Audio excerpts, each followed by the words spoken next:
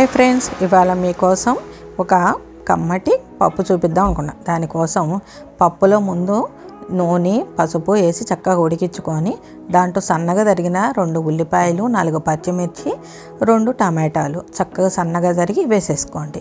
దాంట్లోనే శుభ్రంగా కడిగి చేదు లేకుండా చూసి లేత బీరకాయని వేసుకోండి. ఇది తూకంలో 3/4 కేజీ దాకా వేసుకున్నాను.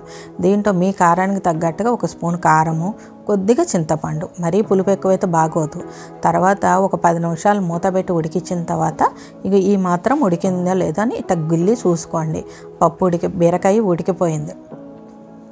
అయితే ఇప్పుడు దీన్ని పొయ్యి ఆపేసి దీంట్లో ఉన్న వాటర్ అంతా తీసేసి రుచికి తగ్గంత ఉప్పు వేసుకొని చక్కగా మెదపాలన్నమాట పప్పు గుత్తితో. ఆ మెదపడం కూడా ముక్క నలగకుండా పప్పు మాత్రమే నలిగేటట్టు చూసుకోండి. అలా అయితేనే టేస్ట్గా మంచిగా ముక్క కూడా మనకు తగులుతూ ఉంటుంది. అలా చక్కగా మెదుపుకున్న తర్వాత ముందే తీసిన వాటర్ ఉంటుంది కదా, అది చేర్చండి. ఇంకొకరు లూజ్ కావాలంటే వేరే నీళ్ళు కూడా కొంచెం వేసుకోవచ్చు.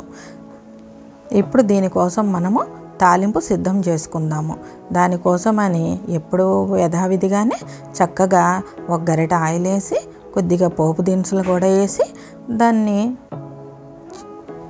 రెడీ చేసుకోవాలి.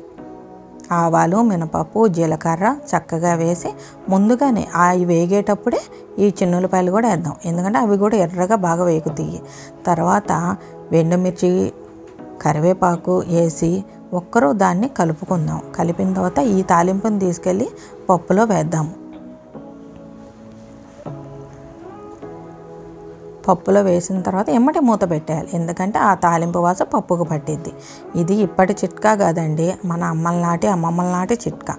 అలా వేసిన తర్వాత ఎమ్మటి ఒకసారి దాన్ని కలిపి చక్కగా ఆ తాలింపు అంతా దానికి కలిసేటట్టు కలిపిన తర్వాత ఇప్పుడు మూత పెడదాం.